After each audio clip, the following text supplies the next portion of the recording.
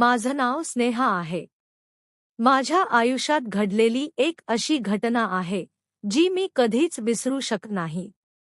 ही गोष्ट आहे माझ्या लग्नानंतरच्या पहिल्या काही दिवसांची. मी एक साधी मुलगी होते. माझं शिक्षण पूर्ण झालं आणि मी नोकरी शोधत होते. घरच्यांना मात्र माझं लग्न लवकर करायचं होतं. काही दिवसांनी एक प्रस्ताव आला, रोहन नावाचा मुलगा. तो शांत, समजूतदार आणि खूप सभ्य वाटला. आमचं बोलणं झालं आणि मला तो आवडला. घरच्यांनी लगेच लग्न ठरवलं. काही दिवसांतच आमचं लग्न झालं आणि मी सासरी आले. रोहनचं घर मोठं होतं, पण घरात एक वेगळीच शांतता होती.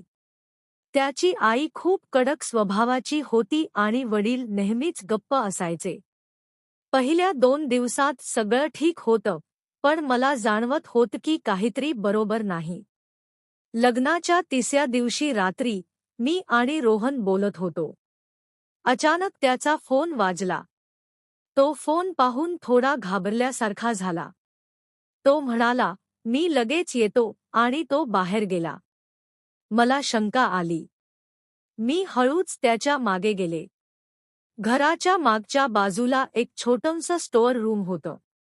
तिथे रोहन कुणाशीतरी हळू आवाजात बोलत होता. मी ऐकण्याचा प्रयत्न केला. तो म्हणत होता, "कृपया आता फोन करू नकोस. माझं लग्न झाले." हे ऐकून माझ्या पायाखालची जमीन सरकली. मी परत माझ्या खोलीत आले. माझं मन खूप अस्वस्थ होतं. तो थोड्या वेळाने परत आला आणि जणू काही झालंच नाही असं वागू लागला. मी त्याला विचारलं, "कोणाचा फोन होता?" तो म्हणाला, "ऑफिसचा कॉल होता." पण मला खात्री होती तो खोटं बोलत होता. दुसऱ्या दिवशी मी त्याचा फोन चेक करण्याचा निर्णय घेतला.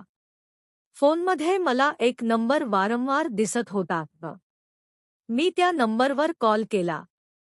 फोन उचलला एक मुलीने. ती म्हणाली, "हॅलो रोहन." माझं हृदय जोरात धडधडू लागलं. मी फोन कट केला. त्या रात्री मी रोहनशी सगळं स्पष्ट बोलायचं ठरवलं. मी त्याला सगळं सांगितलं. तो काही वेळ शांत राहिला. आणि मग म्हणाला, "हो, ती माझी जुनी मैत्रीण आहे. पण गोष्ट तितकी सोपी नाही. ही गोष्ट आहे एका मुलाची, ज्याचं आयुष्य एका क्षणात बदलून गेलं. बाबा गेले आणि सगळं संपलं. त्या दिवशी आमच्या घरात फक्त शांतता होती. आईच्या डोळ्यात अश्रू आणि माझ्या मनात भीती.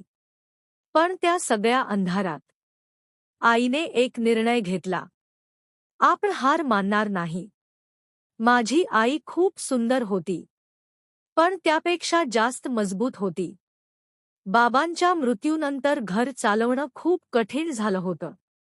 घरात पैसे नव्हते आणि नातेवाईक फक्त सहानुभूती देत होते, मदत नाही.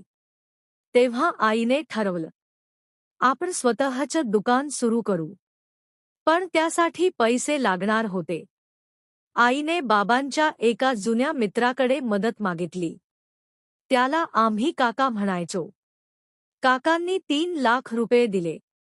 पण त्या पैशांसोबत काहीतरी आणखी आलं होतं, जे मला तेव्हा समजलं नव्हतं.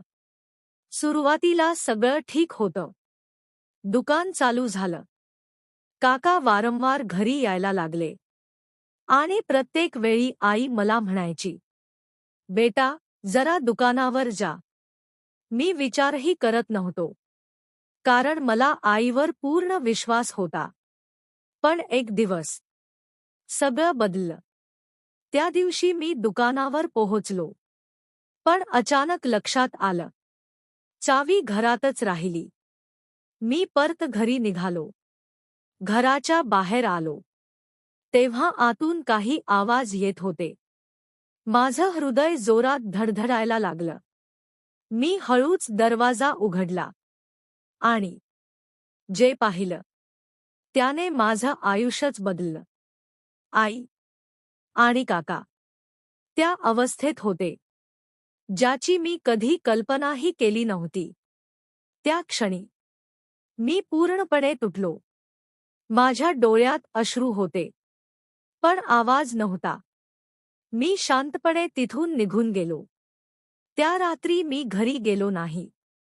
माझ्या मनात फक्त एकच प्रश्न होता, आई असं कसं करू शकते. दुसऱ्या दिवशी आई मला शोधत दुकानावर आली. तिच्या डोळ्यात भीती होती. ती म्हणाली, तू सगळं पाहिलंस ना. मी काहीच बोललो नाही. आई रडायला लागली. मी मजबूर होते बेटा. कर्ज वाढत होतं. काका रोज धमकी देत होते. जर मी त्यांचं ऐकलं नाही तर ते आपलं सगळं संपवतील. त्या क्षणी मला जाणवलं, आई चुकीची नव्हती. ती परिस्थितीची बळी होती. त्या दिवशी मी ठरवलं, आता सगळं मी बदलणार. मी अभ्यासासोबत काम सुरू केलं. दिवसा दुकान, रात्री अभ्यास.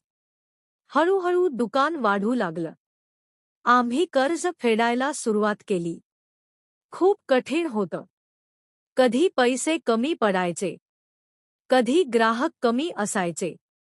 पण मी हार मानली नाही. आईही माझ्यासोबत उभी होती. आम्ही दोघांनी मिळून दुकान मोठं केलं. एक दिवस आमच्याकडे पूर्ण पैसे जमा झाले. मी आईला घेऊन काकांच्या घरी गेलो. काका हसत होते. पण यावेळी मी शांत नव्हतो. मी पैसे त्यांच्या हातात ठेवले आणि ठामपणे म्हणालो, आजपासून आमचा तुमच्याशी काही संबंध नाही. काकांच्या चेहऱ्यावरचा रंग उडाला. आई माझ्याकडे पाहत होती. तिच्या डोळ्यात अश्रू होते. पण यावेळी ते दुःखाचे नव्हते. ते अभिमानाचे होते. त्या दिवशी मी एक गोष्ट शिकलो. लोक नेहमी चुकीचे नसतात. कधी कधी परिस्थिती त्यांना चुकीचं बनवते.